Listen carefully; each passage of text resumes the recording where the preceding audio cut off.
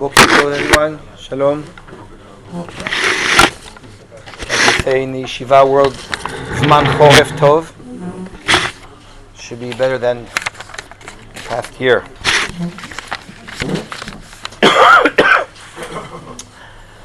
I decided to give a shir today on a topic which I personally never gave before. And part of the reason is because I never felt that it was such a question. And as this war is continuing and going on, I feel that many times throughout this war, many of us have asked, what is the right way, the correct way as a religious people, what is the right way to respond to the events that are taking place around me? Where human beings respond to events around them in a very natural way. Sometimes events make us happy, sometimes they make us sad. We can get a bit depressed or anxious. We can get very happy. Those are very natural responses to events that take place around us. But the Torah and the Halacha, when it comes to teach us perhaps about responses, has its certain dilemmas, certain criteria, certain factors, certain laws, certain rules, certain ideas that I would like to discuss today, how they would come into place regarding specifically the events that are taking place the past year around us. I'll start with something very simple, which is not my topic, and I'll connect to this week's parasha. In this week's parasha, Parashat Noach, we learn that Chazal pick up that Noach wasn't allowed to have relations with his wife throughout the Mabul. And Chazal even tell us, and it's a very strange idea, that even the animals, as if were not allowed to produce, when they were in the Teva. And the message, of course, is much greater than the actual idea, because I don't know what that means exactly, that the animals were so holy, as if that they knew what they were doing. But the message is that when the olam sharui b'tzar, when the world around you is suffering and in pain, then you are expected to behave in a certain way. We see this, by the way, this idea will continue in Chumash with Yosef. Chazal pick up that Yosef had his children before the Shnot HaRa'av, before the famine in Egypt, because Chazal teach us that through famine one should not have relations, family relations, and this will continue later on with Moshe Rabbeinu. When Moshe picks up his hands in the Milchama against Amalek, Chazal pick up that his hands were so heavy that they put rocks under his arms to lift his arms, and Chazal pick up why rocks? Just put some nice pillows. And Chazal say, pick up again. Again, it's not the pshat. It's not that this is the pshat of the Chumash, but Chazal want to stick in, I think, this idea that when there's a war, then it's not correct, it's not the right thing for a person to put his hands on pillows. You should have empathy and sympathy towards those around you. Times of war, times of famine. I think I mentioned this once before in a shir here, and this is not my topic right now, but you see that Chazal are addressing this kind of idea of how a person should feel at the time when others are suffering around him. I think that this is something that we're all been dealing with the past year. How do we go about our daily lives? Should we celebrate? Should we continue celebrating life? Should we go on tiulim? Should we go on vacations?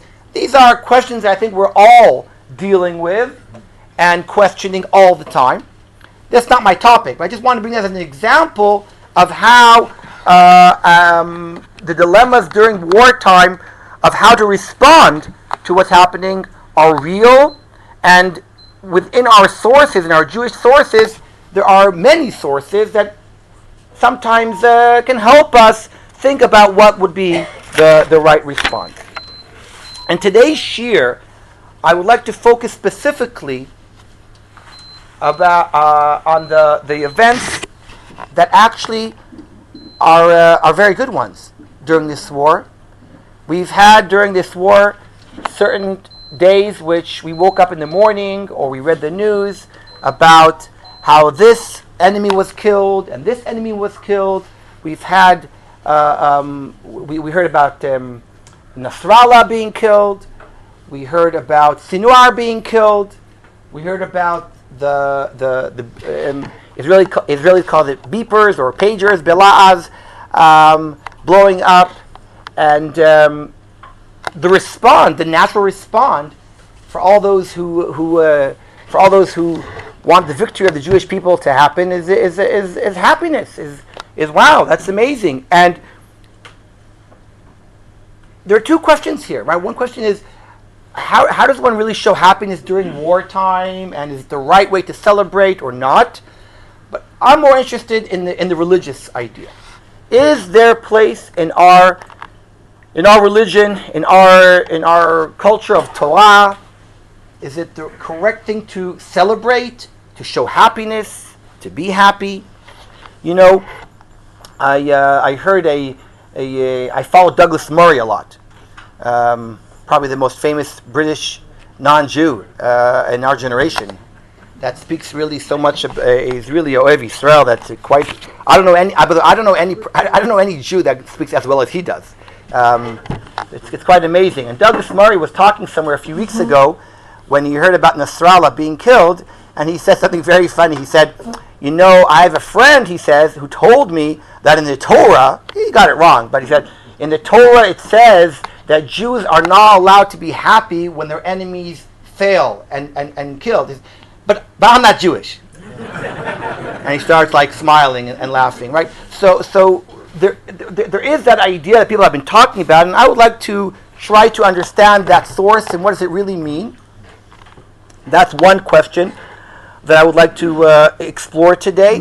And the other question is continuing this, but if the answer is that one is allowed to celebrate and one is allowed to be happy with our enemies being destroyed and killed, is there a religious way that we can do it? For example, making a bracha. Is it correct to make a bracha when one hears the good news? You don't have to, but I'm interested. Did anyone here make a bracha when they heard the news of Nasrallah or Sinwar being killed? What? You said Mizmor Todah. Did anyone make a bracha b'Shem Malchus? Did you make it to a I'm saying. Right? You made one? So I said Baruch Dionymus. Wow, I don't know which side you're on today. Okay, but Rabbi should be very clear, and I have a reputation at stake. Okay, there's an element of irony. Okay. And a wonderful feeling. Okay. I would just obviously, I spilled some wine from at the table, like on Pesach, when the 10 plagues. So I took a little drop off. Okay, wow. That's interesting. Okay, I'm learning new things. I'm learning new minhagim here. Okay, so I would like to explore these two questions. I'm going to tell you right now that I'm not going to come out today, or you're not going to come out today with any clear decision or idea. I'm just going to share ideas and thoughts that I have with all of you, and you could take it as you want. But I think it's something that I know that many people have been asking and questioning and thinking about. So I thought that we would maybe learn this a little bit more together and discuss it. Okay. Okay. So we have a lot of examples, right? I agree. So we'll get there. We'll go through the examples of our chagim. Correct. Okay. Well, we'll talk. We'll talk about it.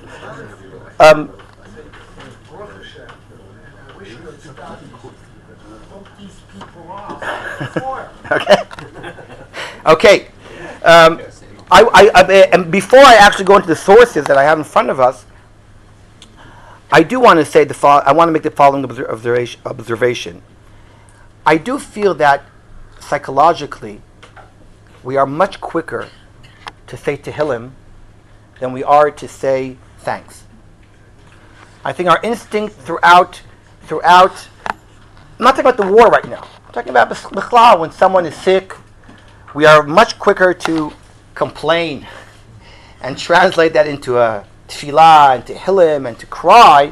And we sometimes are less quick to say the thanks. There's a wonderful story that I want to share with you before we start the shiur that I remember years ago hearing to, and it made a huge impression on me about Rav Lichtenstein. I grew up as our families are very, very close. My parents and Lichtenstein family go back a long, long time ago. And years ago, one of the children of Rav Lichtenstein was apparently sick, not well. And the family gathered at the hospital because the person was going through an operation. And they sat outside the operation room and they said a lot of Tehillim. And in the middle of the Tehillim, the doctor comes out and says, Baruch Hashem, the patient is fine, the operation worked, and you can now go and see that person. And at that point, they all got up and to go to the next room. And Rav Lichtenstein was still saying Tehillim. So the son-in-law thought, wow, Rav Lichtenstein was so engrossed in his Tehillim. He was praying from his heart, pouring his heart out, that he didn't listen. He couldn't hear the doctor say the good news. So he said, whatever he calls him, I don't know what he calls him. He said, Rabbi, the doctor said that it's okay. We can go in. He said, I heard the doctor, but I am now saying Tehillim of Shevach and Hodah L'Kadosh Baruch Hu before I go in.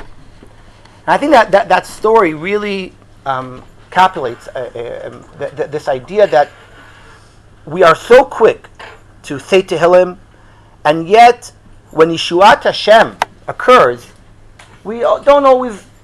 We're not as quick to associate that with Kadosh Baruch Hu and to show our thanks and Shevach and Hoda'ah as quick. There's a famous joke about that guy who's driving in circles, finding a parking, looking for a parking spot, and he can't find one. He said, Kadosh Baruch Hu, if I find this parking spot, then I guarantee das yomi for the rest of my life. And as he says that, the guy in front of him, pulls out. He says, "Oh, it's okay. It's okay. It's okay.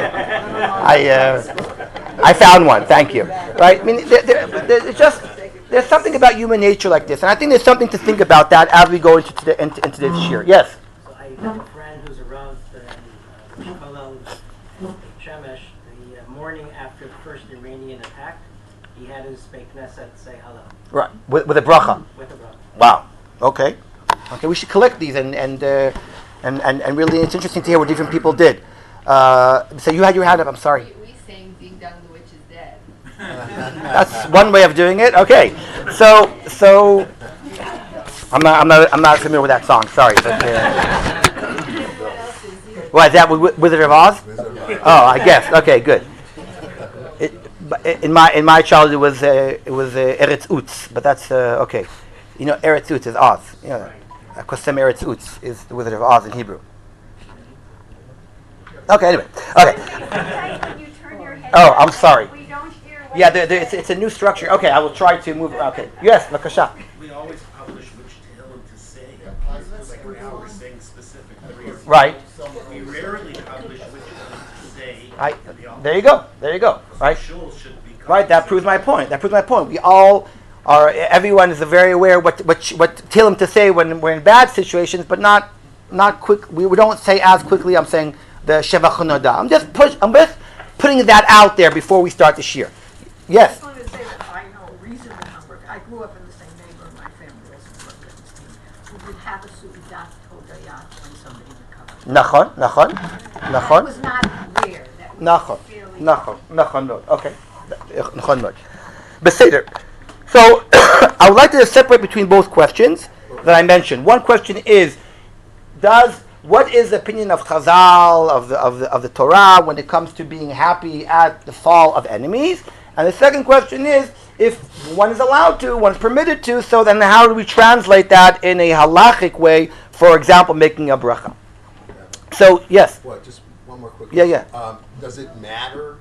Again, these are individual incidents that we're obviously very happy about, but again, the overall picture, the overall war, though, is still not over. So is that? I think that's part of it. Yeah. I think that's part of it. Yeah. Okay. I think that's part of it.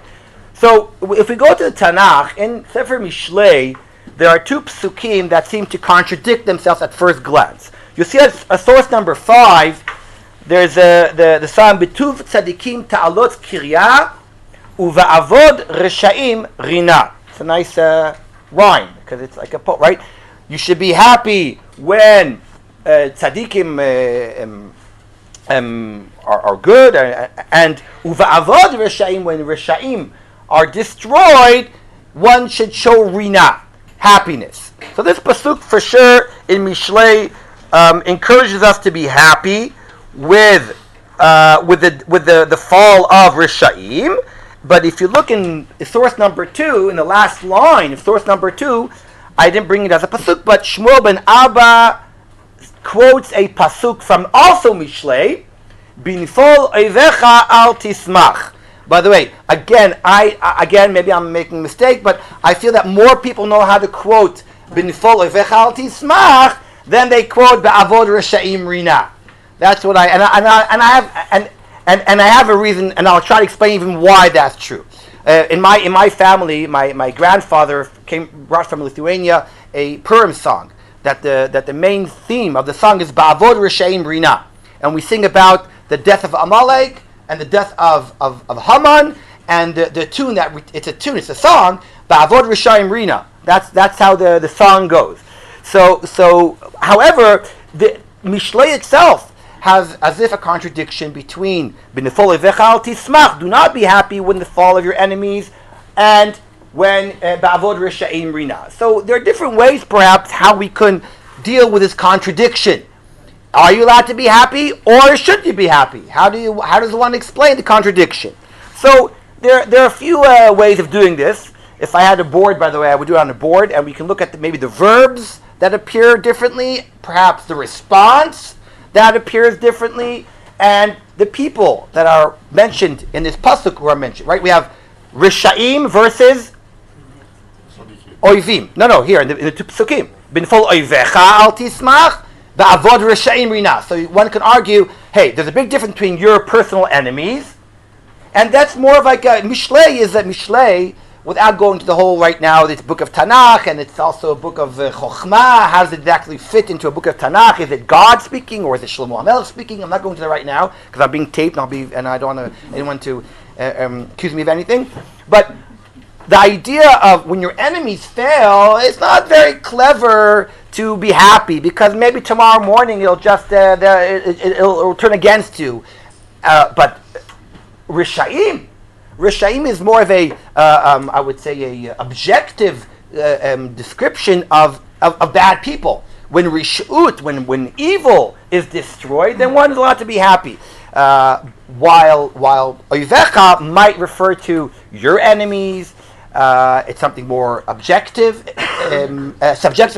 More subjective than objective. So one could understand that difference. One could also explain the difference between rina versus simcha. That's a little bit that's interesting. What is simcha versus rina? Perhaps is more what we would say hallel. Express yourself in a certain way. Simcha might be more a personal feelings that you have, emotions that you have, perhaps, while Rina is not.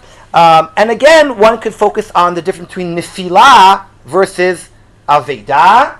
Nefilah is a stumble, is a fall, rather than Avod is really destruction and people, leaving this world, not just stumbling or failing. So there are different ways that one could somehow live with this contradiction, and I would like to show you how Chazal themselves were aware of this and refer to this. For example, in source number 4, we have a midrash about Mordechai and Haman. As someone mentioned before, one could take the whole story of Purim as an example of our question, of our dilemma. I think, I don't know too much about this, you probably know more about this than I do, that there are some people, even nowadays, some Jews out there, I don't know where, who have a problem with celebrating Purim. There used to be, by the way, a famous, it was wrong. They used to make a famous claim against a very famous person, which I'm not going to mention because it's wrong, it's a mistake, but a very famous professor who they used to claim that on Yudalid, he used to go to Yerushalayim, and on Tetvav, he went to Tel Aviv.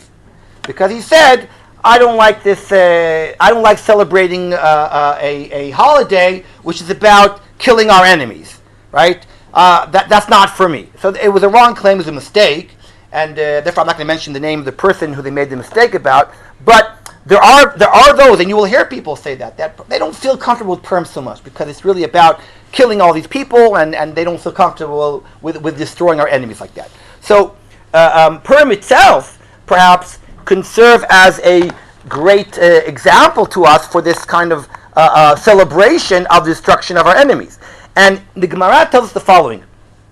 We know that Haman was commanded to carry Mordechai on a horse around Shushan, and the Midrash tells us that as Mordechai was about to get on to the horse, Amarle, Ale urichav, right? Get on the horse, said Haman to Mordechai. Amarle, lo yachilna. I can't get up. The kachisha chilai mimei ta'anita. I've been fasting for days, and I'm so weak that I cannot get on the horse by myself. So what did Haman have to do? Gachin. Haman went on the floor, got on floor, and served as a chair, a step chair, or a ladder for Mordechai. Kisalik ba'atbe. Not only did Mordechai climb on the back of Haman, but when he went up, he gave him a nice little kick. Amarle. So Haman, who obviously knows Tanakh by heart at this point, says, "Oh, I don't understand. Doesn't it say in your book, B'nefoli vechal tismach? Surely, how can you be celebrating my fail, my stumbling that I'm on the floor here? It's mamash on the floor. I'm mamash nefila of Haman. How are you kicking me like this? Amarle hanemile beYisrael ava b'ditkuktiv ve'ata al b'motemo tidroch." Now, I would prefer it if the pasuk would have said, it's lecha, it says ba'avod resheim rina. I would have liked that better because that would really show the contradiction. Instead, he quotes another pasuk which makes more sense because al b'motemo tidroch. You're allowed to step on as if our enemies. But here is a clear distinction between the two psukim of arguing that there's a difference between when Shlomo HaMelech said Nifol v'chal tismach, that was referring to a Jew and against a Jew. A Jew against a Jew, your enemy, not enemy so-called, your enemy that wants to destroy you. But let's say you have a rivalry, a partner that's fighting you, arguing with you, and he stumbles. So there's no place to be happy when your enemy friend, right, is failed and you won, because what happened today can be tomorrow, and there's no place for you to gloat. It's not the right thing to do. It makes more sense, by the way, right? It makes more sense because you ask yourself, why can't you be happy when your enemy fails? Like what's wrong about being happy when your enemy fails? It's a good question. So why? So the answer could be, you're right. You're allowed to be happy when your enemy fails, but when the Mishlei says you shouldn't, it's not referring to a real enemy. It's an enemy in the sense of a rival, really something that's happening right now that you're not very happy with. Then you should be happy. But a person like Haman, ba'avod rishaim rina, one's allowed to show happiness in the face of our real enemies being destroyed and on the floor.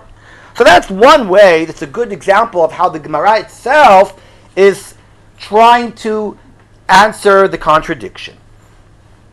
However, many people quote the following sugya, and it has become, I think, the most important source in our discussion that everyone quotes, and there are actually halakhic ramifications to this, is the midrash that appears in source number 3. We'll start with source number 3.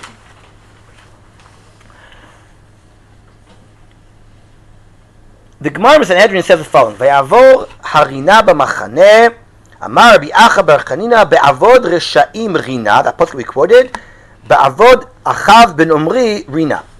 Referring to when Achav, the king of Israel, was killed, then you're allowed to be happy.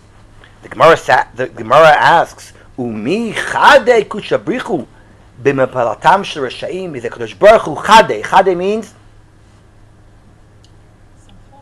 what does Chadei mean in Aramaic? Be happy from the, like when it says Vayichad Yitro. Remember that Vayichad Yitro.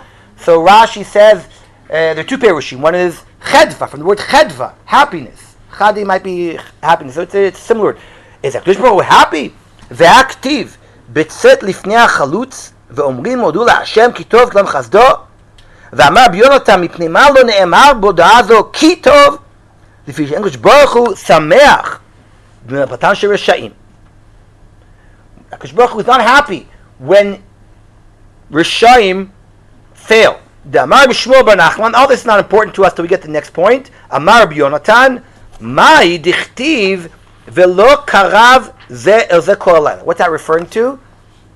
In Shirat Hayam, right before the miracle of Kriyat Yam Suf, it says that the Egyptians and the Israelites were separated. They weren't the Amud Eish separated between them. Velo Karav Ze El Ze Kol Alayla. The whole night, the two camps were facing each other, but they couldn't go to each other because some miracle of God creating some Amud Eish in between them. The Midrash says, what does this mean? What happened that night? Bota shah bikshu malachei hasharet lomar shira lifnei HaKadosh Baruch Hu. The angels wanted to say shira to HaKadosh Baruch Hu. Amar HaKadosh Baruch Hu, ma'aseh yadai tovim bayam ve'atem omrim shira lefanai. How dare you say shira when my ma'aseh yadai, my creations are drowning in the sea? Amar Rabbi Yossi, hu eino sas aval echirim misis. Meaning, Rabbi Yossi says no, because Baruch himself is not happy, but others he makes happy, which is an interesting point. He allows others to be happy. Why is this midrash so important? Because this midrash is actually quoted by serious poskim for the reason why we don't say Hallel on Pesach. So I said on purpose Hallel, because according to many Rishonim, there's only one Hallel. Hallel is Hallel Shalem. Sfardim, for example, don't make a bracha on Chetzi Hallel. That is, it's a Machoket Rishonim, but the Shulchan Aruch paskins that you don't say a bracha on Chetzi Hallel. Now it's very strange because what's Chetzi Hallel? 2 paragraphs that we don't say. It's not even Chetzi. It's not like a seventh. I don't know. It's really not. However, there is apparently a very big difference between Hallel Shalem, the real Hallel, to Chetzi Hallel. I myself in my life went through a phase of saying bracha and not a bracha due to it's very. I'll tell you a story. It's a very interesting story. My great grandfather, we're Litvaks through and through, but my great grandfather davened in a Chabad shtibel in Lithuania. So he davened Nusach Ari. What's Nusach Chabad? And my grandfather davened Nusach Chabad, and my father davened Nusach Chabad, but it's Nusach Ari as much as Nusach Chabad. You get it? So Nusach Ari follows more Sephardi minhag, and therefore on Rosh Chodesh you don't say a bracha on Hallel, and on Chol Hamoed Pesach you don't say bracha. You don't say Hallel with a bracha, and on Shvius Pesach you don't say Hallel with a bracha. Unlike Ashkenazim who do. So that's what we did, and then a few years ago, I was in Chabad Shtiblach somewhere, and I noticed that they were saying bracha on Rosh Chodesh. So I went to the rabbi there, the Chabad rabbi. I said, "What's going on here?" And he said to me that the Rebbe changed his mind. Bemet, it's not a joke, brother. No. The Lubavitcher Rebbe. Before he died. Before he died. No. It's not a joke. It's not a joke. The Lubavitcher Rebbe years ago. Well, I didn't know about this. He actually came out and said we're changing Minhag Chabad, and we should start saying. He thought you should say a bracha on Chetzi Hallel. And if you ever look, I'll challenge you. If you look at the newer Sidurim of Chabad that came out the past 20, 30 years, you'll see that it says there's a hara there that says that according to the Lubavitcher Rebbe's decision, we say bracha, And I went to my father. My father's not a Chabadnik, and wasn't a Chabadnik, yet he was my father really loved the Babich Rebbe very, very much, and he held of him very much, but he was a real Litvak. So I asked my father, what do we do now? Right? What do we do now? So he said, and I know I'm being taped, my father said, if the Rebbe said, we make a bracha. I was shocked, but that's what I do, because my father has said to me to make a bracha from then. So those who make a bracha on Chetzi Halal don't always realize that Chetzi Halal is very different than Halal Shalim. And during Chol Hamoed Pesach, if you remember, we say Chatzi Halal. And on Shvisha Pesach, we say Chatzi Halal. And however, we just finished Sukkot. During Sukkot, for 8 days, we say Halal Shalim. What's the difference? Why? So the Gemara in source number 1 answers this question and tells us, there are 18 days a year. Obviously, it's not a Zionist Gemara because it should be Yom HaTzimut 19, but this was before Yom HaTzimut. 18 days we say Halal Shalim. What are the 18 days? 8 days of Sukkot, 8 days of Hanukkah, 1 day of Pesach, and 1 day of Shavuos. Right? That's 18. That we say Halal Shalim. So the Gemara then goes on and questions, wait a second, why don't we say Halal on Rosh Chodesh? Why don't we say, again, when I say we don't say Halal, because there's no Halal on Rosh Chodesh, right? It's only Chetzi. Why don't we say Halal on Shabbos? Why don't we say Halal on Rosh Hashanah? Why don't we say Halal on Yom Kippur? Why don't we say Halal on Purim? The Gemara goes through all the days that we don't say Halal and tries to explain what is the criteria for saying Halal. And amongst other reasons, the Gemara explains that first of all, there's 2 types of halal. One halal is midin yom tov, a yom tov that doesn't have melacha on it creates a chiyuv of halal, and the other type of halal is midin nes, from a miracle. I'll give you a great nafkamina between them. Women are patur from halal, a midin yom tov. Why? It's a time-bound mitzvah. But women are chayav on Halal Medina Nes. Why? It's a Tosfot in Sukkot Daf Lamed Chet. Tosfot says that women are chayav deoraita in the Halal the night of Pesach, because that is not a Halal Medin Yom Tov. That's a Halal Medin Nes of Yitziat Mitzrayim. And Tosfot says explicitly that women are chayav in that Halal the night of Pesach. This is not my shir right now. There's a lot of difference between both types of Halal, but didn't Halal a Yom Tov? What's the Yom Tov?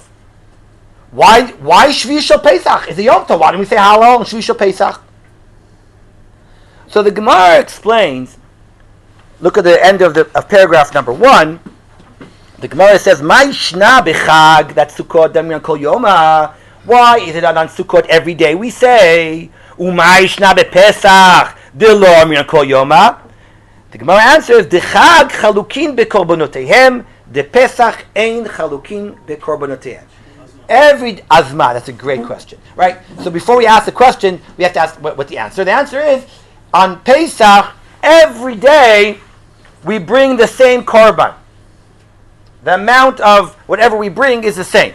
As we all know, on Sukkot, parei hachag go up or go down. Go down, right? Hanukkah. Okay, they go down. Shivim parim. Every day we go down the number. So every day is its own day, and therefore we say, "Oh, now, as someone just said, so what? Right? So what? Like, great, we found the difference between Pesach and Sukkot. I mean, why? Hey, here you can't eat chametz, and here you can eat sukkah. I mean, like, there's a lot of difference between Pesach and Sukkot. The question is, why does this difference between them create a different a reason why halal or not halal? It's a great question. And but some people, by the way, compare this to Sukkot, to Hanukkah, that every day, Beit Rabbi Hillel, they argue that we count going up or going down. They have machloket based upon Parei HaChag, that also every day of Hanukkah is different, because every day there's a different amount of oil that went down. What's the difference? So it's a good question. I don't know if I have a good answer. But years ago, I did see a very, very powerful answer that I do like very much. Rav Eli Lifshitz, who's a Rebbe Maladumim, I remember I used to learn with him when I was a kid. He explained that what is Hallel? Hallel is a chapter in Tehillim of praising Kadosh Baruch Hu. So why don't we say it every day? By the way, we do praise God every day. Psukei Zimra. Hallelujah, hallelujah, hallelujah. We praise God all the time. So there are different types of praises. I'm not going to go into right now. Some praises are for miracles. Some praises are for nature. And the Gemara says, for example, that if a person says Hallel every day, the Gemara in Shabbos says if you say Hallel every day, you're mecharef u'megadef. You're cursing God. What does that mean? I like to explain it the following. If you come to your wife in the morning and you say, "Oh, you look so beautiful today. Wow, that just looks stunning on you, that dress." She said, "Wow, thank you very much. Thank you so much." The next morning, she's wearing a different dress, and you say the same thing. So she starts being suspicious. By the third day, she realizes it's nothing special that you were saying. You're just doing it every day out of routine. What makes a praise special is that it's not said in a routine. It's said in certain times, special times that you spread out during the year. So the Gemara has decided there's Hallel Hanes. When something really happens, a miracle, you say Hallel, whatever happens. But the Hallel on Yom Tov is a Hallel that we spread throughout the year to make it special, to not make it routine. So Chachamim had to make a criteria. So they decided, and this could be, you could have decided differently, but Chachamim decided differently. Chachamim decided it has to be a Yom Tov without melacha, and it has to be a day which is, the korban of the day is a special korban. It's a special day. Now you could argue about this and say, I don't like that, but that's what Chazal did, and that's what the rabbis made. The rabbis made criteria when is a Yom Tov that is special, that receives a full Hallel. Now why is this Gemara very important? Because the Gemara, what's the difference between Chol HaMoed and Shvi Shel Pesach? According to this Gemara, it makes sense, correct? But Chol HaMoed and Shvi Shel Pesach don't have a special korban. So it makes sense why both we don't say Hallel Shalom. However, it has become very famous and well known. If you skip over to the next page, you will see that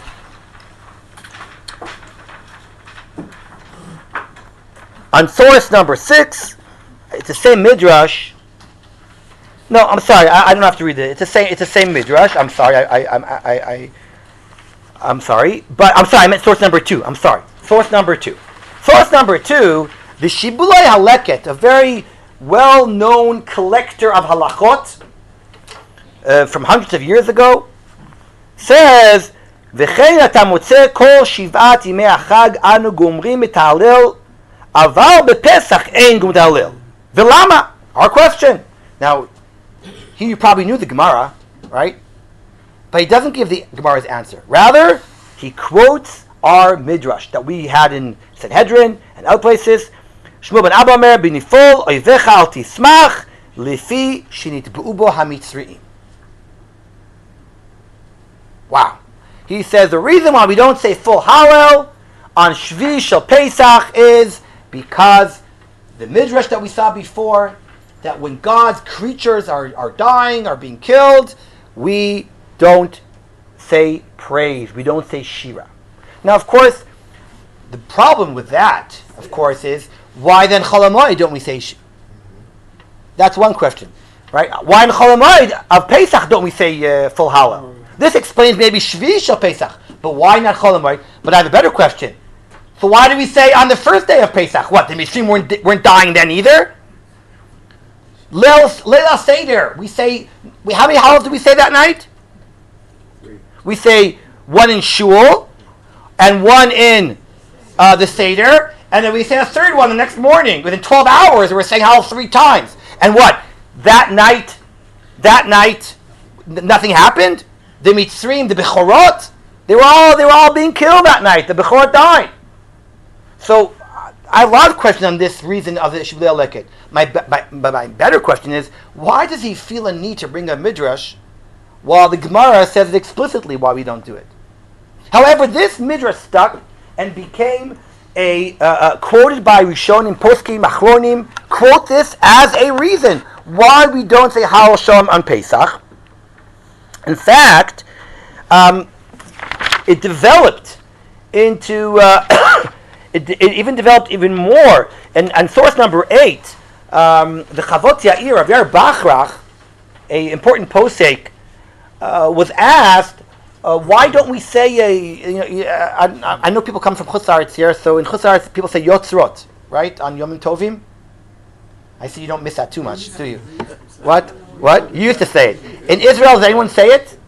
The older generation did. Yeah, but today in Israel, it's not very common. Maybe the Great Synagogue. I don't know. I think Rabbi used to say. Rabbi Mita, not in Gush. Yeah, it could be. But they were called Ofanim, Yotzrot. So these long piyutim that people added, probably to give Chazanim a little bit more money. But they really schlepped out davening, and people used to say to them. So he discusses, should we say that on Pesach? Why don't we say it? And he brings up the reason that the Mitzrayim, people said the Mitzrayim were dying and it was not appropriate for us to praise God. People talk. There are different questions that came up that people quoted this midrash to talk about. It's not proper for us to say Tehillim, to say Hallel at this point, and he discusses it and tries to explain why it's okay to say Hallel, and but people took this very, very seriously, and in fact, people brought it in the context of our question. Some people quote this Gemara. Yes. So different because on the first day of Pesach, Hashem did the Oh, calling, okay. Maybe. Maybe. We'll get there in a sec. Maybe I'm not sure I'll be able to go to cover all the answers, but that may be a difference. But some people brought this midrash and this halacha, because halacha to explain Hallel, that maybe it's not appropriate when you hear that Nasrallah is dead, then Kadosh Baruch Hu is telling us it's you shouldn't really be celebrating and saying and being happy and etc.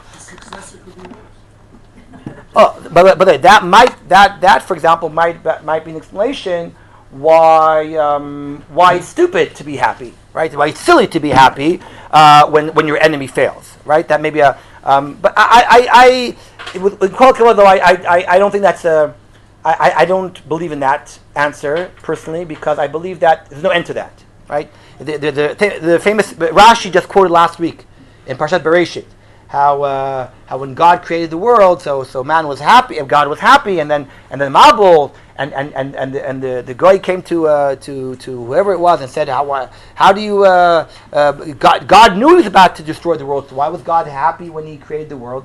So he said, when you had a son, were you happy? When you had a child born, you were happy? He said, yeah, but why? You know he's going to die. So why are you happy?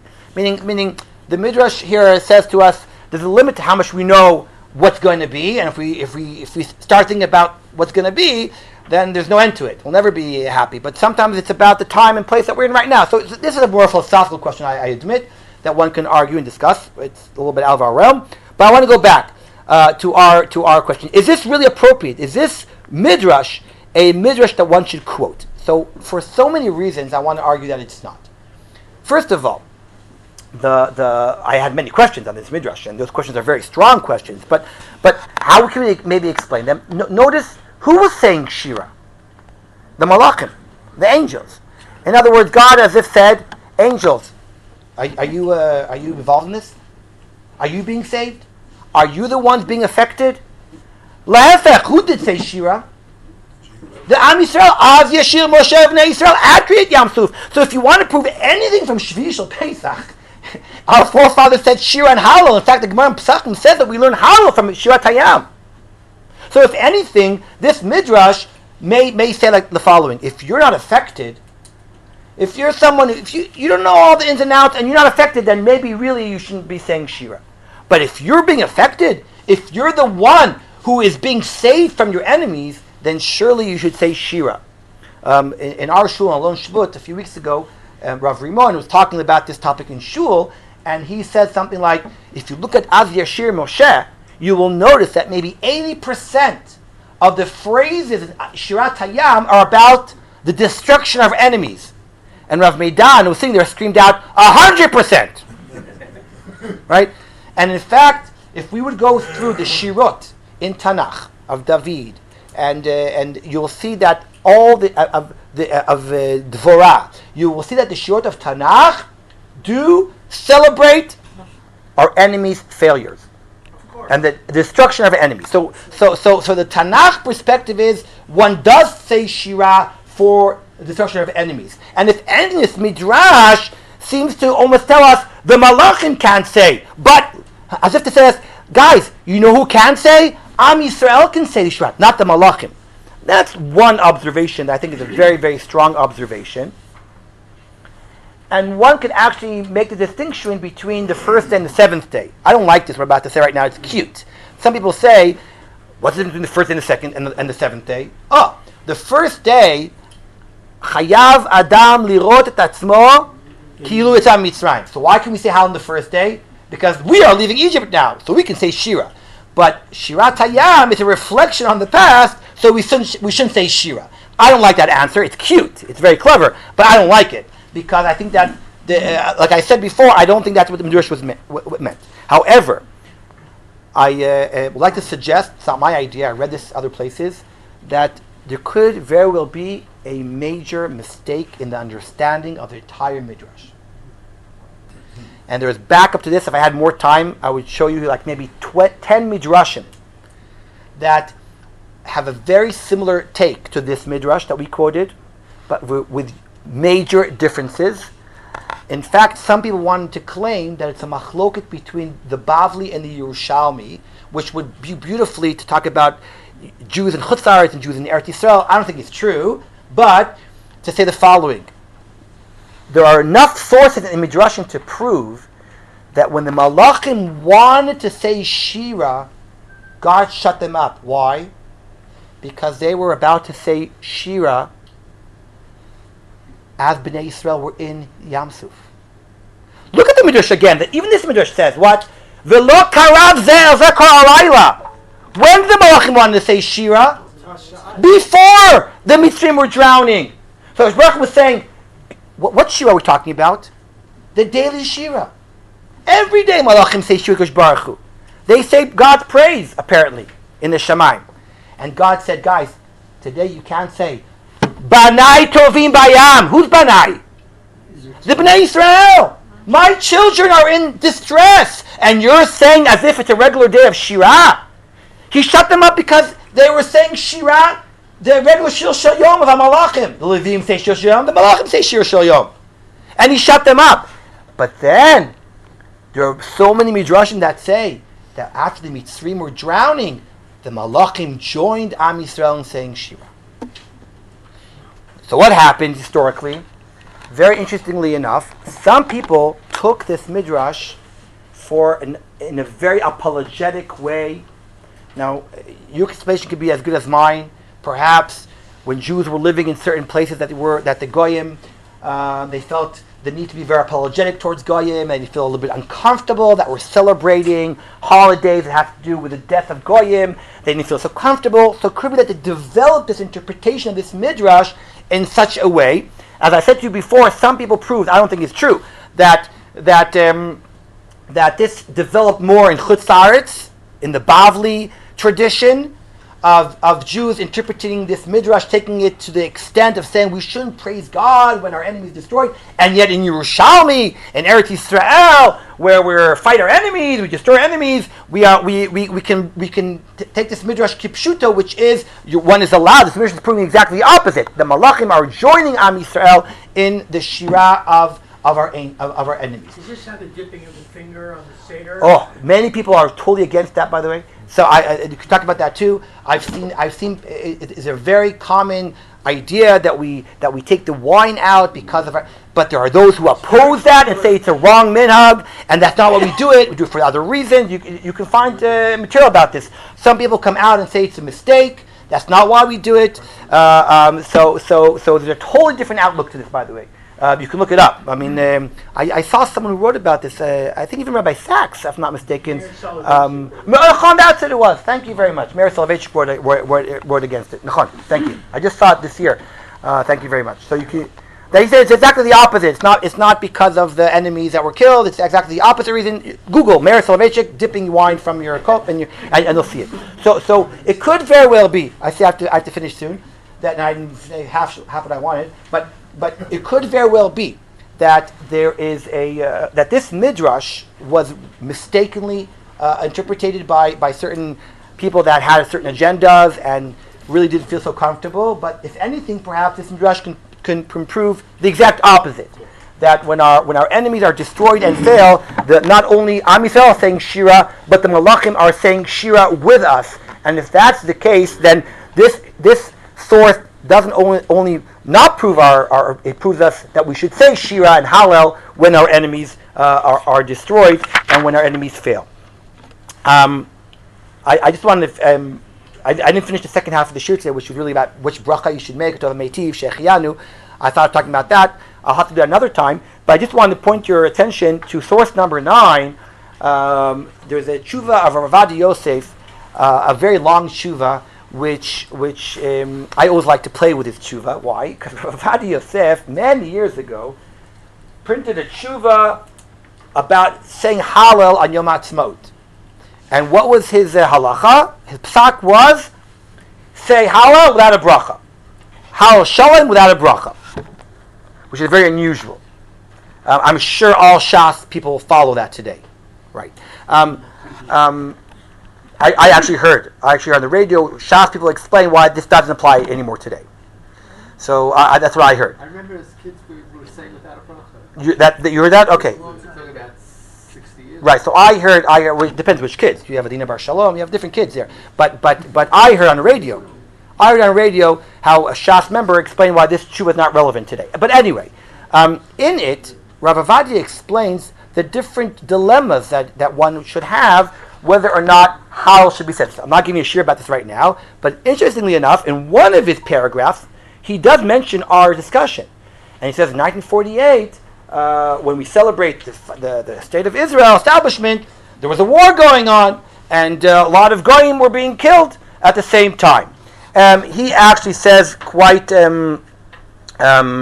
He says he in the bottom of the page he says, "Hanimila beidna deritcha beota sha'a, aval achar shenigmar adin v'nigla nes shari lomar shira v'gam David lo amar shira el lacham v'tashor she'im u'lefi ze akatesh lomar shira midei shna b'shna." Meaning Rav Avadia disregards this source as a reason why not to say Hallel. He brings other reasons why not to make a bracha, but he says that for this reason itself alone, that's not a reason why we shouldn't say Hallel Yom Ha'atzmaut for our enemies failing. This is not a real source to be used in the face of miracles. So I didn't get to the second half of shir, which is. But let's sum up the first half. The first half of the shir is basically saying that it seems from the Tanakh, Pshat Tanakh, that one is encouraged to say Shira when our enemies are destroyed.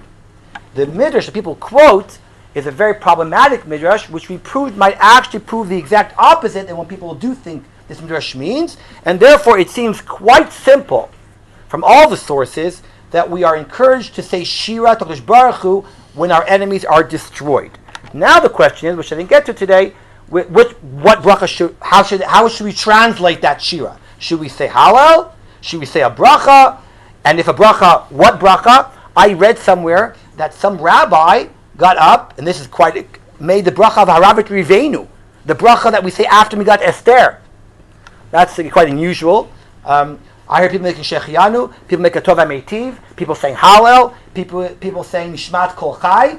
There are different models of how people translated this shira in the halachic model.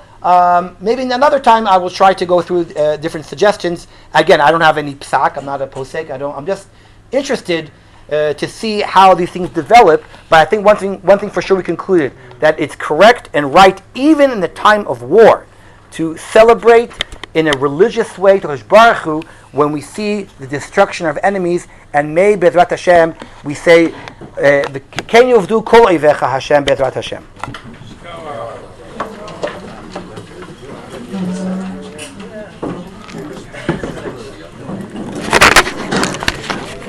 תודה.